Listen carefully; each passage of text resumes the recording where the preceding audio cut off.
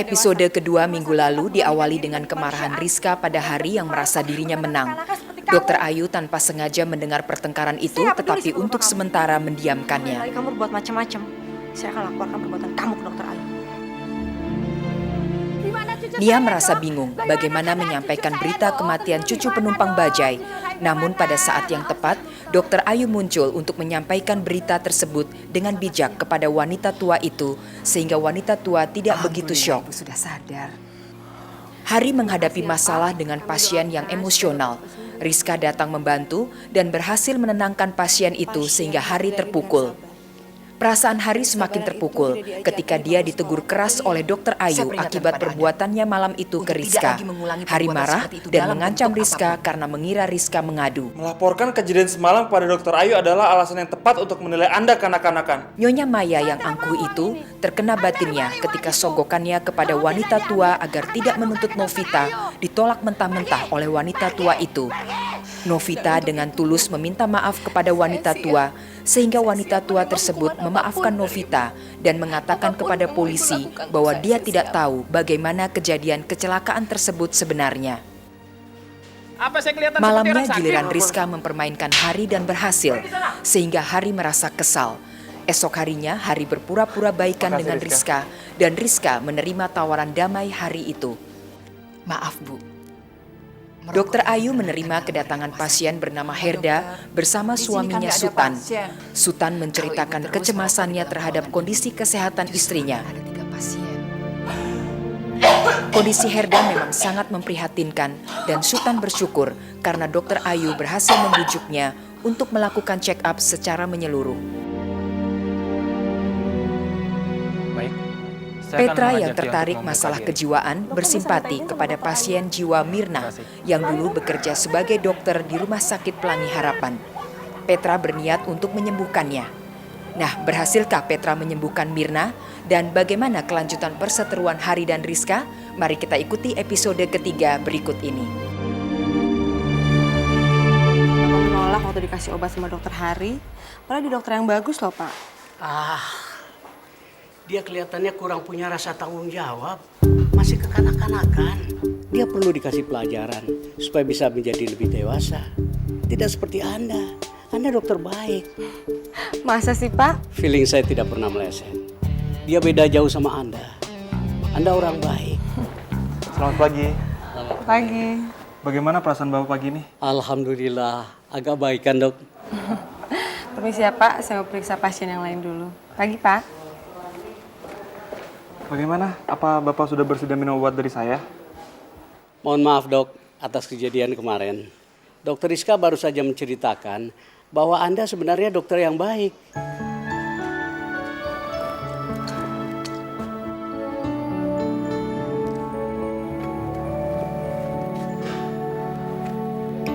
Assalamualaikum. Waalaikumsalam. Ibu, Macet? biasa Jakarta. Udah lama, Bar? Baru. Undangan siapa ini, Bu? Siapa yang menikah? Harusnya kita. Farid kembali minta ibu untuk mendesak kamu supaya segera menikah. Ibu, masalahnya bukan ada di saya, Bu. Tapi ada di Farid. Ini bisa jadi perdebatan yang panjang. Saya masih harus mengecek persiapan terakhir untuk acara besok. Saya akan tunjukkan klinik saya yang baru. Dan saya harap kamu bisa datang lebih awal. Kamu harus datang. Saya akan perkenalkan kamu dengan orang-orang penting yang besok juga akan hadir ke klinik saya. Kalau bicara soal orang penting, bagi saya pasien yang membutuhkan perawatan adalah orang yang lebih penting yang harus saya temui pagi-pagi.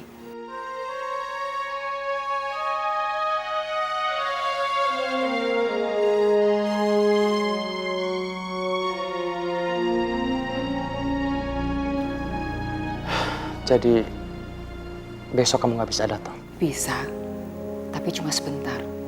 Karena saya harus segera kembali ke rumah sakit. Saya ganti baju dulu ya, Far. Ibu temenin Farid dulu ya.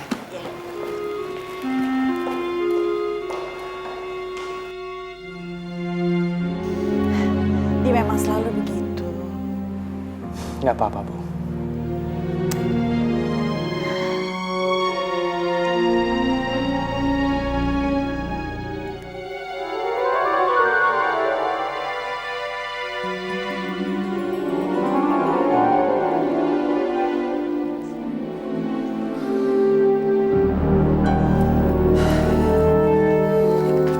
Banyak orang yang merokok, tapi umurnya jauh lebih panjang, Pak, dibandingkan orang yang anti rokok. Saya tidak membicarakan orang lain, tapi gara-gara rokok ini kesehatan kamu jadi terganggu.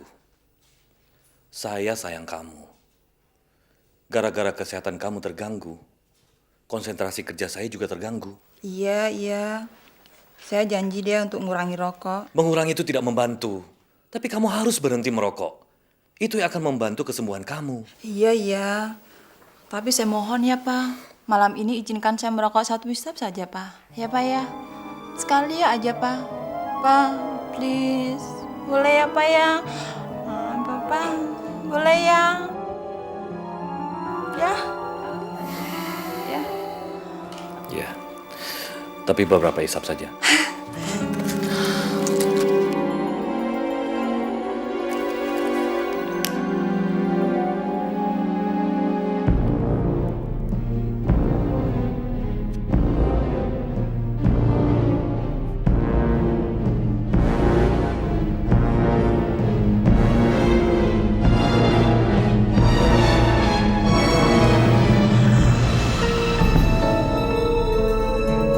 Sebenarnya membuang puntung rokok yang masih panjang itu adalah perbuatan mubazir loh, Pak. Papa tahu kan perbuatan mubazir itu dosa? Siapa bilang, makin panjang dan makin banyak rokok dibuang, justru makin besar pahalanya.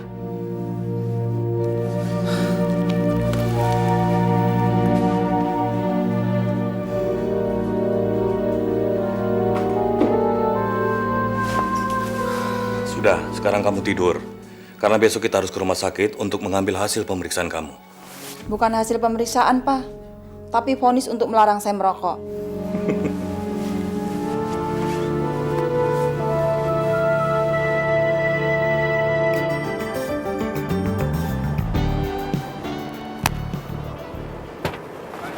Selamat pagi. Klinik Dokter Farid di lantai berapa ya? Klinik ya, Ibu.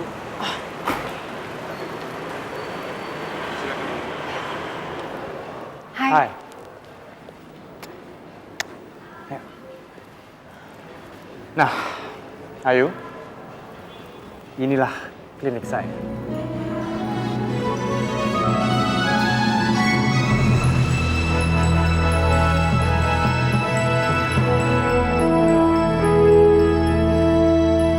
Luar biasa.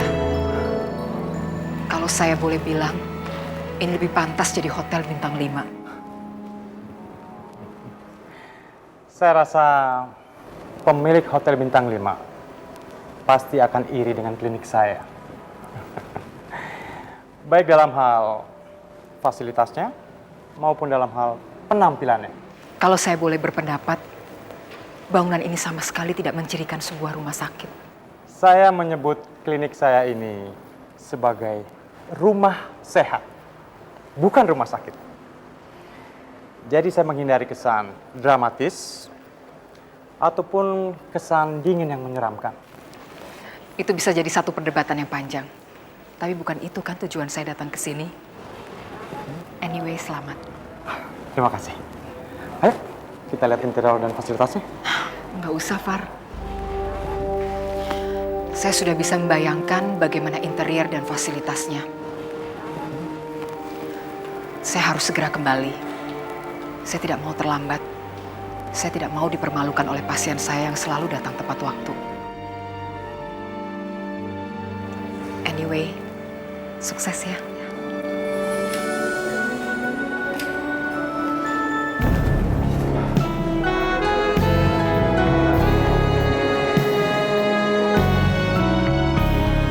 Terima kasih.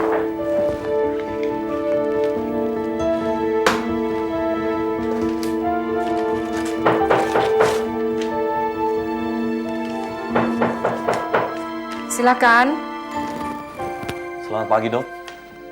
Oh, Pak Sultan, silakan duduk, Pak. Mana Bu Herda? Nggak ikut. Masih di mobil, Dok. Katanya setelah menghabiskan rokok baru kemari.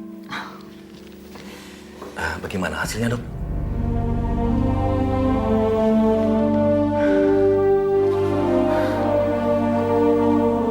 Jadi, dugaan saya tidak meleset, Dok.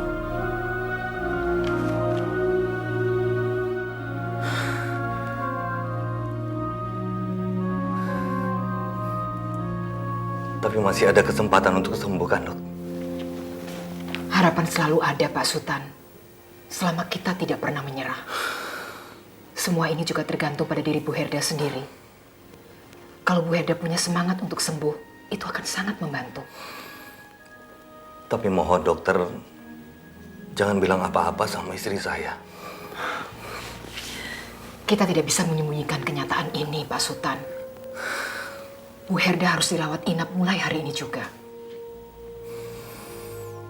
Dokter, tolong jangan bilang sama istri saya kalau dia terkena kanker. Siapa yang mengatakan seperti itu kepada Bapak? Feeling, Dok. Feeling saya. Seharusnya begitu Bapak mulai curiga terhadap kesehatan Ibu, Bapak langsung memeriksakan Ibu secara intensif ke rumah sakit ini atau rumah sakit mana saja.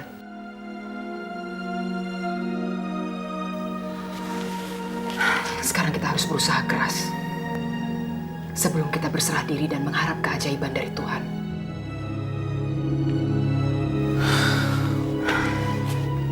Maaf Pak Sultan, saya harus melakukan tugas rutin saya. Nanti kalau Bu Herda datang, jangan bilang apa-apa. Tunggu sampai saya kembali, biar saya menyampaikan kepada Bu Herda. Iya, dokter.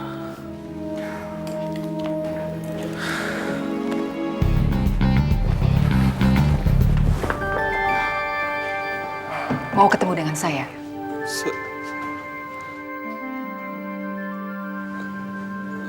Saya kuliah di kedokteran dengan minat utama untuk menjadi ahli bedah, Dok. Bukan untuk merawat pasien biasa. Menjadi dokter bedah hanyalah salah satu jalan untuk menjadi pelayan kemanusiaan. Jalani dulu itu dengan sepenuh hati. Saya yakin bahwa pada waktunya nanti Anda akan menjadi dokter bedah. Siapapun yang ingin menjadi dokter, minat utamanya haruslah rasa kemanusiaan. Kalau itu belum tertanam dengan baik di ladang hati setiap dokter, sebaiknya Anda meninjau ulang tujuan hidup Anda.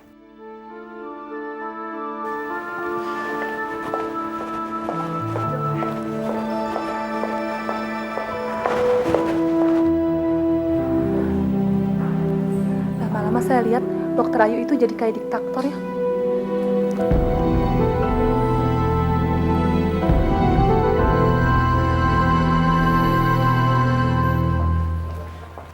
Selamat pagi dokter. Pagi Sus, bagaimana perkembangan Bu Mirna? Masih seperti biasa dok, dia masih belum mau keluar dari kamarnya. Dokter Petra sedang mencoba mengajaknya berkomunikasi. Terima kasih. Jadi yang benar berapa? Hah? Dolar itu harganya berapa yang benar sekarang? 15.000. Aduh, mampus gue nih. Bisa mampus gue nih. Aduh, 15.000 dolar. 15.000 bisa mampus semua. Saya ulangi lagi. Dan tolong dengarkan saya baik-baik. Saya Dokter Petra. Saya koasisten di rumah sakit ini.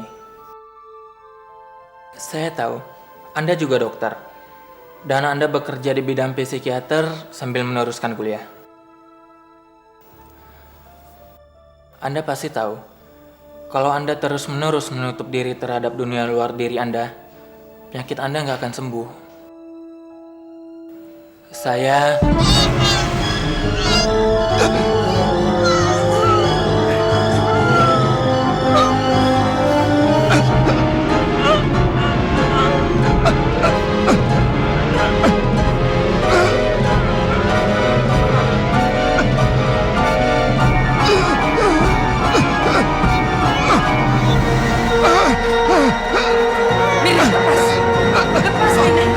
Lepas!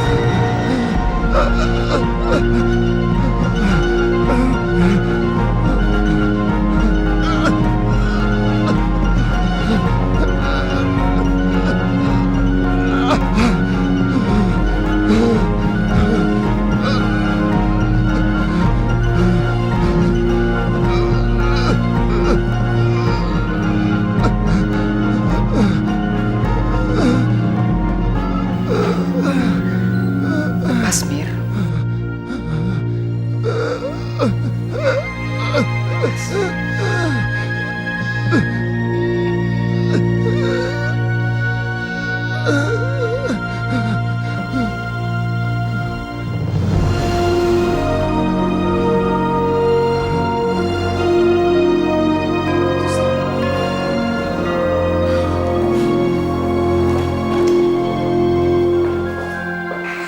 pelajaran cukup mahal.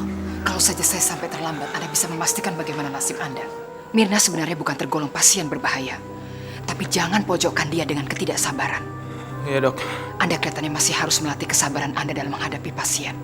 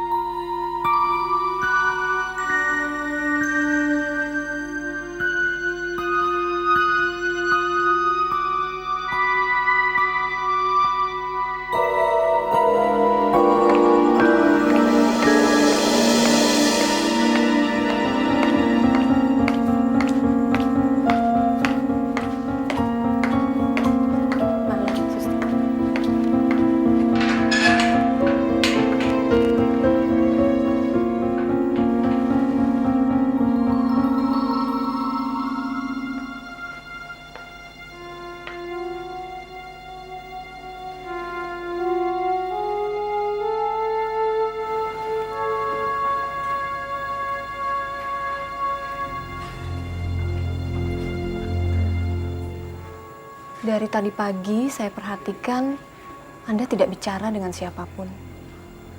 Boleh saya tahu, nama Anda siapa?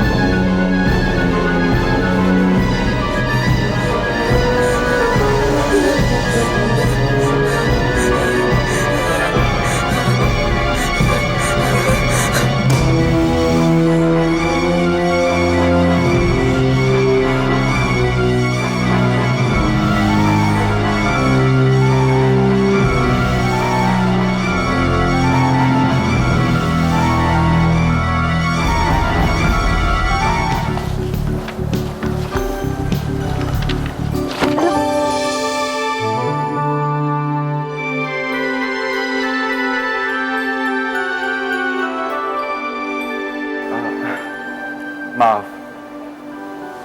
Anda perawat baru di sini? Iya, Dok. Oh, sejak kapan?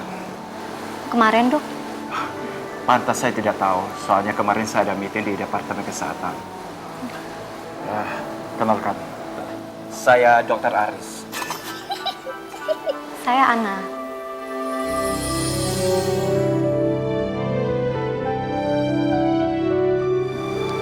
Selamat bekerja. Terima kasih, Dok. Permisi.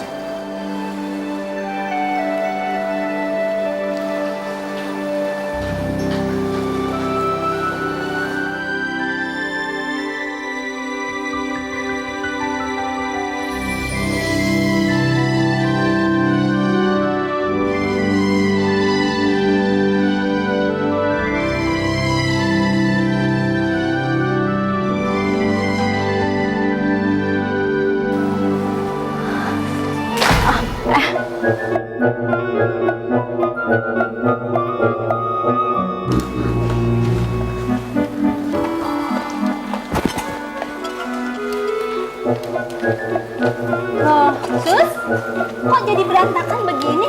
Kenapa? Barusan ada yang nyenggol. Nyenggol? Iya. Perasaan saya nggak ada yang lewat di sini. Maaf, saya harus buru-buru. Maaf, saya harus buru-buru. Berita baru. Asik. Saya mau dong blus yang ini.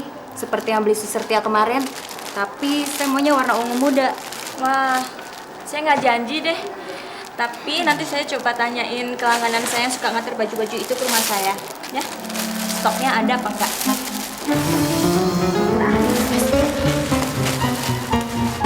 Selamat pagi. Pagi dok. Pingsan gue. Makin lama dokter Haris makin mengkeran aja ya. Gue juga ngerasa begitu. Kalau lu sendiri gimana? Gue aja yang gini kan. Iya juga sih. Itu kan cuma perasaan yang subjektif. Kalau secara objektif, dokter Aris tuh nggak berubah. Cuman kan dokter Aris udah putus sama ceweknya, makanya kalian ngerasa dapet lowongan untuk dapetin dia. Makanya kata makin keren. Telat! Semuanya telat! Apanya yang telat? Tahu nggak? Ini nih berita paling heboh tahun ini. Tahu dong, yang namanya siapa tuh? Dokter Aris, tahu kan? Yang orang iya. Sekarang itu dia tuh lagi kecantol ame yang namanya Suster Ana, suster baru. Cakep bener. Saya aja demen bagaimana? Top orangnya. Yang bener. Ji, kagak percaya. Bagaimana sih? Saya kan orangnya kagak pernah bikin isu. Gosip dari mana? Ini lagi gosip. Udah dibilangin dari tadi kalau saya kagak pernah bikin isu. Ini berita bener, bukan gosip. Saya ngelihat ame mata kepala saya sendiri. Dia lagi begini. Nggak percaya? Ada acara apa ini? Ibu, enggak Bu, biasa. Refreshing. Ini jam kerja. Iya Bu. Dan ini rumah sakit. Kalau kalian begini, pasien akan menganggap semua petugas di sini bekerja dengan tidak serius. Yang tidak berkepentingan kembali ke tempat.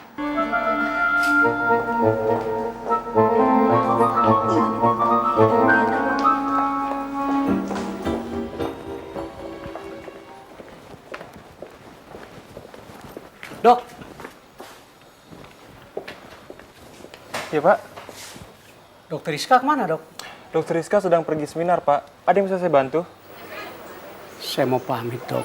Oh, besok dia akan masuk seperti biasa. Tapi saya harus meninggalkan rumah sakit sekarang juga, Dok. Tinggalkan saja alamat Bapak, biar dia akan menemui Bapak nanti.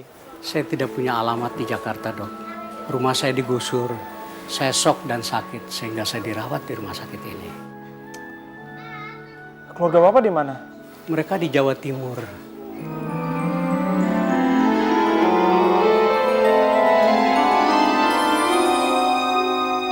Dokter kan barusan bilang masalah saya tidak serius. Kenapa saya harus menginap, Dok? Untuk menjalani pemeriksaan lanjutan, Bu.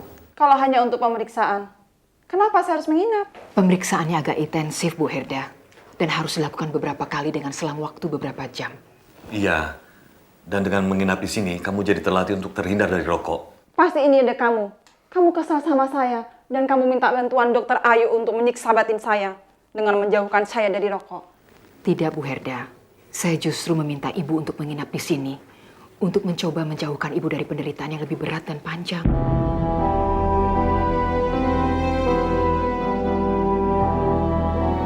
Dokter selalu saja punya senjata ampuh untuk melariskan rumah sakitnya.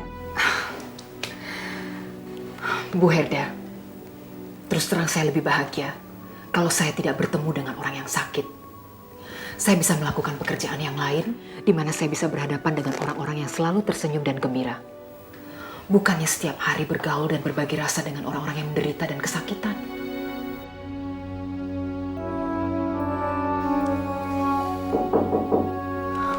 Silakan masuk. Selamat pagi, Dokter. Selamat pagi, Pak. Saya tidak tahu bagaimana harus berterima kasih kepada dokter. Kalau bukan karena kebaikan dokter, saya tidak mungkin bisa dirawat di rumah sakit ini.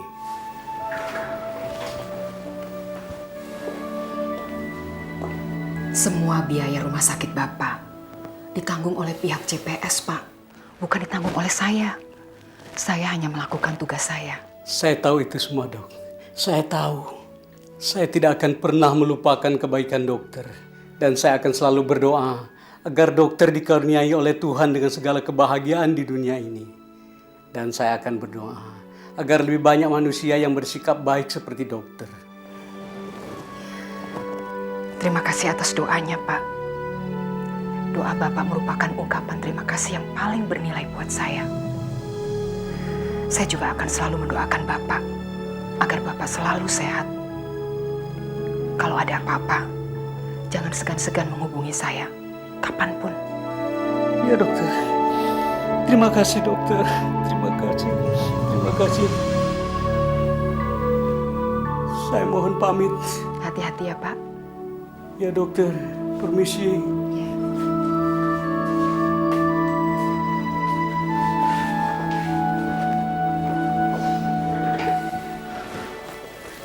Bu Herda siapkan masuk sekarang. Pak. Bapak. Barusan saya cari kemana-mana, nggak tahu ya Bapak ada di sini. Saya barusan pamit sama dokter Ayu.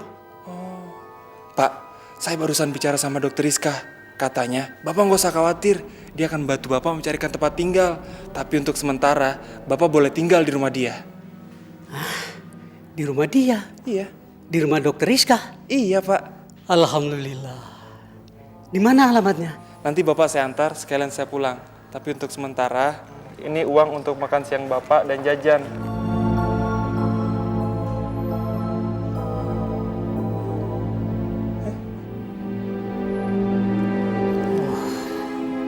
Terima kasih dok. Sama-sama Pak, sama-sama.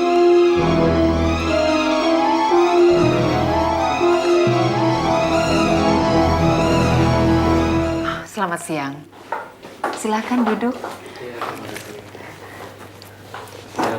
Ayo. Ada yang bisa saya bantu? Ini dokter, anak saya rambutnya rontok, tapi sebagian-sebagian gitu dok. Mungkin istilah anak sini pitak dokter.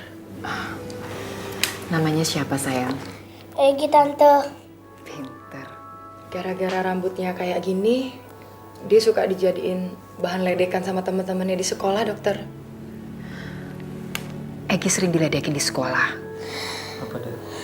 Diledekin apa? Saya sering dibilang Dalmatian tante. Dalmatian kan lucu. Udah nonton filmnya? Kalau anjing sama filmnya sih lucu. Tapi kalau saya dibilang begitu saya nggak mau. Ini pasti bisa disembuhkan. Kenapa tidak dibawa ke dokter Eko? Dia dokter spesialis kulit di sini. Tapi dok, teman baik saya menganjurkan agar saya bertemu dengan dokter terlebih dahulu. Dalam hal ini anjuran itu kurang tepat. Tolong segera dibawa ke dokter Eko. Ruangannya ada di sebelah kanan sana. Dan saya mau bicara dengan ibu sebentar. Baik dok. Gak mau, saya mau sama mama aja. Anaknya nggak mau dokter. Gak apa-apa. Egi boleh pergi sama mama. Dokter biar bicara sama papa ya. Permisi dokter. Ya.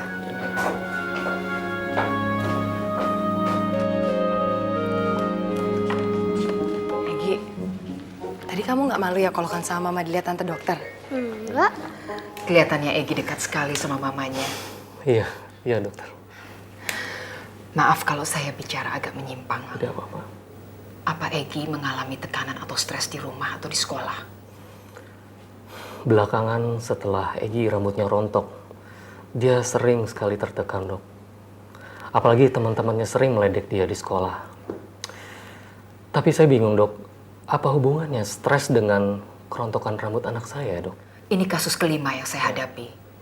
Setelah pasien-pasien itu diperiksa oleh dokter Eko, ternyata gangguan itu bukan gangguan organik, tapi akibat stres. Dan mungkin anak bapak mengalami hal yang sama. Dan karena rambutnya rontok, teman-temannya banyak yang mentertawakan dia. Akibatnya, stresnya semakin meningkat. Maaf, kalau saya bertanya pada hal yang lebih pribadi. Ya, apa Egi bahagia di rumah? Tadinya Egi bahagia dok, dan ceria. Tapi setelah ibunya bekerja kembali, Egi jadi pendiam dok. Sekali lagi maaf, saya bertanya pada hal yang lebih pribadi lagi. Ibu bekerja karena harus memenuhi kebutuhan keluarga atau ada alasan yang lain? Secara ekonomi kami tergolong cukup dok. Dugaan saya sementara, anak Bapak mengalami gangguan yang sama. Itu baru dugaan. Kita tunggu saja hasil pemeriksaan Dr. Eko. Karena saya tidak mau mendahului pendapatnya.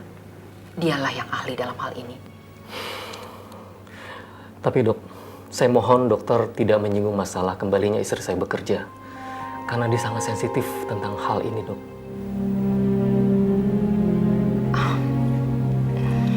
Saya mengerti.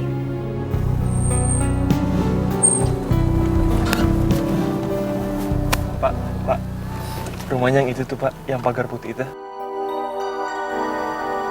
Makasih dok, makasih dok. Dok, makasih. Iya Pak.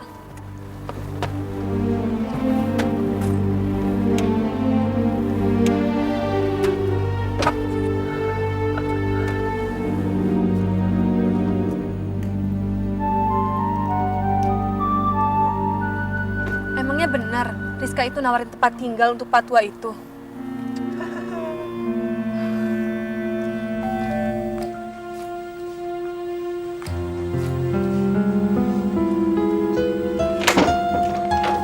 Selamat malam dokter. Yes. Saya sudah tahu kalau Bapak pulang hari ini. Tapi maaf Pak, saya tidak masuk karena harus ikut seminar. Siapa Rizka? Ini Pak, pasien saya di rumah sakit. Selamat malam Pak. Selamat malam Bu. Saya tidak tahu bagaimana harus berterima kasih kepada Dokter Rizka. Dan saya sangat terharu ketika diberitahu oleh Dokter Hari bahwa Dokter Rizka dapat menerima saya tinggal di sini untuk sementara waktu.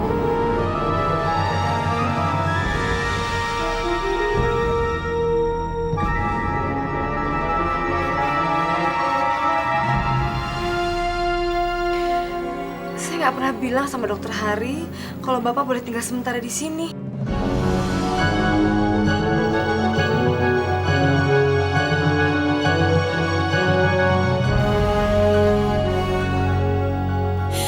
Tapi saya bilang sama Dokter Hari kalau Bapak boleh tinggal di sini sampai kapan saja. Terima kasih dokter. Terima kasih. Terima kasih. Terima kasih. Nama saya Purnomo. Saya sangat berterima kasih atas kebaikan ini.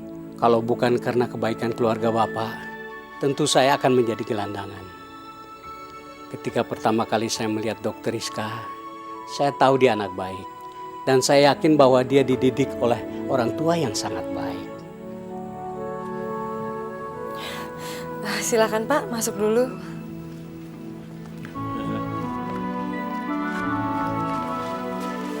Bapak duduk dulu biar saya bereskan kamarnya. Terima kasih. Rizka, apa-apaan ini? Siapa tamu gembel itu? Pak, dia tuh Pak Purnomo, pasien saya di rumah sakit. Dan saya sama sekali nggak nawarin dia untuk tinggal di sini. Lalu? Saya dikerjain Dokter Hari, teman kerja saya. Benar-benar keterlaluan. Kenapa kamu terima dia tinggal di sini, Rizka? Kita kan tidak punya tempat untuk dia. Kalau saya nggak terima dia, berarti Dokter Hari akan menertawakan saya dan melecehkan saya, Mah. Ini sih sudah benar-benar keterlaluan. Papa harus bicara sama dia. Percuma, Pak. Bersikap konfrontatif dan sangat emosional seperti ini justru akan sangat merugikan kita. Oh, jadi kita harus terima saja perbuatan orang yang merugikan kita? Hah? Gini deh, Pak. Papa percayain aja semuanya sama Rizka untuk menyelesaikan masalah ini. Saya akan kasih Dokter Hari itu pelajaran yang nggak bisa dilupain seumur hidupnya. Tapi saya mohon sama Papa untuk mengizinkan sementara Pak Purnomo tinggal di sini.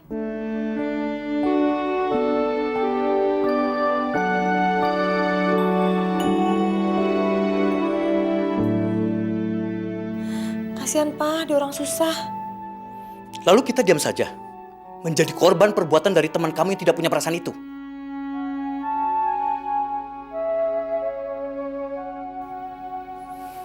Ya, baiklah. Tapi Papa harus bicara sama Pak Purnomo. Gimana kalau bicarain nanti aja? Soalnya Pak Purnomo kan perlu istirahat juga.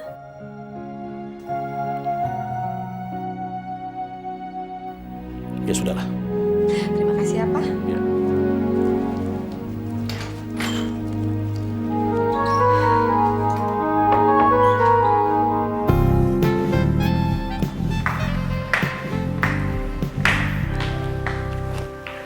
Ngapain lihat-lihat jam? Kamu kira saya belum pulang?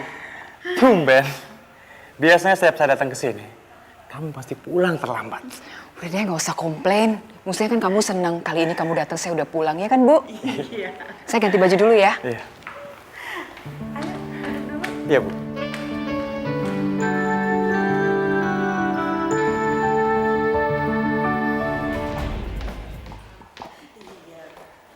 Yuk, Far, saya sudah siap. Bu, saya pamit dulu ya. Ya. Bu mau oleh-oleh apa? Ah, nggak usah. Ibu udah kenyang. Mari, Bu. Sebentar. Selamat malam. Baik, baik. Saya segera ke sana sekarang. Rumah sakit. Ya, saya harus segera ke sana. Ya sudah. Ini toh bukan untuk yang pertama kalinya. Permisi ya, Bu. Iya. Mari, Bu.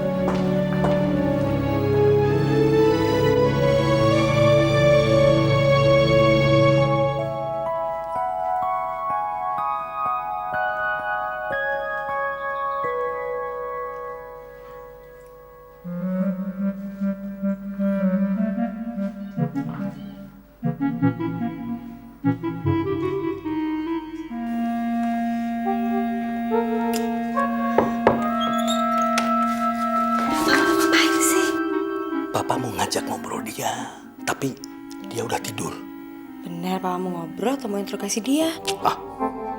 Kamu ini curiga amat sih sama Papa. Curiga sih enggak, tapi kan Rizka kenal betul gimana Papa. Malam,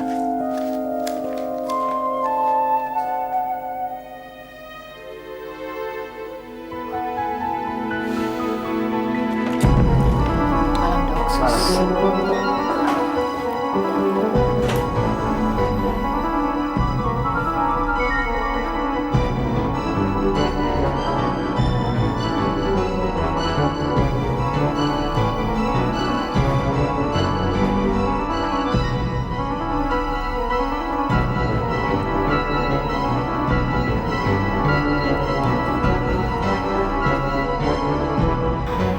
Kondisinya mulai stabil.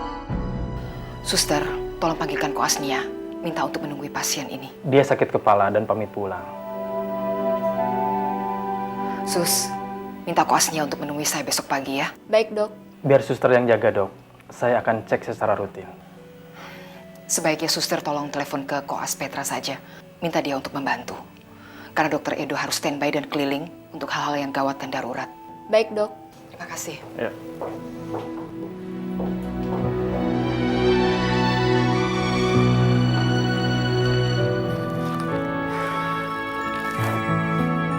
Sorry kelamaan nunggu. Nggak apa-apa. Bagaimana kondisinya? Sudah mulai stabil. Kita pergi sekarang? Tunggu sebentar ya. Kita tunggu sampai kondisinya betul-betul stabil. Restorannya sudah mau tutup. Kita cari aja tempat lain yang bukanya sampai larut. Di sana kamu pasti jatuh cinta sama makanannya. Dan pasti kamu ingin kembali lagi, dan kembali lagi. Itu nggak akan mungkin terjadi. Karena seluruh cinta saya sudah saya serahkan kepada seseorang. Saya tahu.